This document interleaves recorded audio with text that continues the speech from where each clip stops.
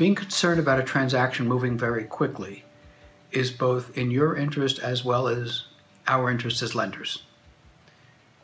There's no reason anybody would want this thing to drag on. But do understand that it's a very heavily regulated industry, and there are a number of steps that are required by the government for compliance purposes, disclosure purposes. New TRID was introduced in October 2015, which added all sorts of new waiting periods built into the loans. So transactions are generally going to take anywhere from 25 to 45 days. Trying to go faster really isn't of consequence unless you have a specific need that you have to close by a certain date.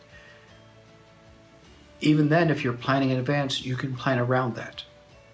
Example, if you're getting divorced and someone's got to move out of the house by a certain date, or you want to go and escrow on a new house and you need to have money from one before you can close on a deal, or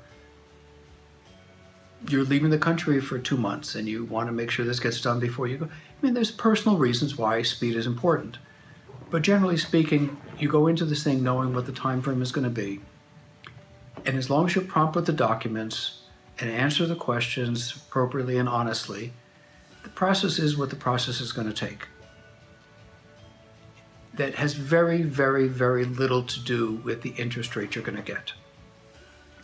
The one correlation between the interest rate and the time frame is that every loan, before it can be closed by a bank, has to be locked. And a lock means you are committing to the bank, you want a specific amount of money that's going to be used for a specific property by specific borrowers on a specific loan program, like a fixed rate or an ARM, at a interest rate, and you want that rate fixed or locked for a very specific period of time. From the day you lock it, it has to cover the day you close the file. Well, this is a gamble for everybody, because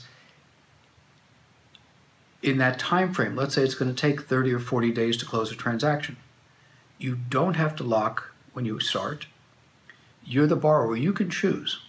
So if you think the rates during that time frame are going to drop, you would have an incentive not to lock until later in the period, because the shorter the time frame, the better a deal you can get with the bank. Contrarily, if you suspect the rates are going to go up, then you have an incentive to lock right away. And there's a balancing factor. Locking right away might be a little bit more costly because you're locking for a longer period of time, but that cost is weighed against the potential of having a rate go up. And understand that the same way that you're protected against rates going up if you lock, the banks are protected that if rates drop, you can't cancel the lock. The industry is designed, and it makes sense, that it's a two-way street. Your protection and the bank's protection, you're working together.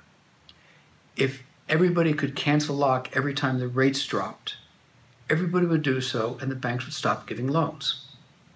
So there's some general codicils against canceling locks and trying to relock. Most lenders will have a time period that you have to wait before you can do that, or you can be penalized with worst case pricing or penalties. So the time frame when you lock is one that you're the borrower are going to choose. If you're doing a purchase, I typically recommend that at the beginning of the program, which is when you're pricing things and getting pre-approved for a loan,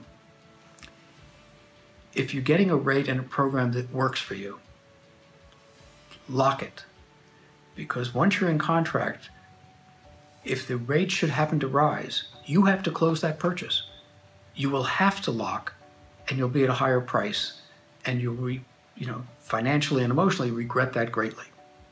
At least on a refinance, a little more reason to gamble, because should the rates rise considerably, you can cancel the transaction. It might cost you an appraisal fee, it might cost you an underwriting fee, but you can get away. So the time relationship to interest rates is specific to that locking transaction. Otherwise, there is no correlation.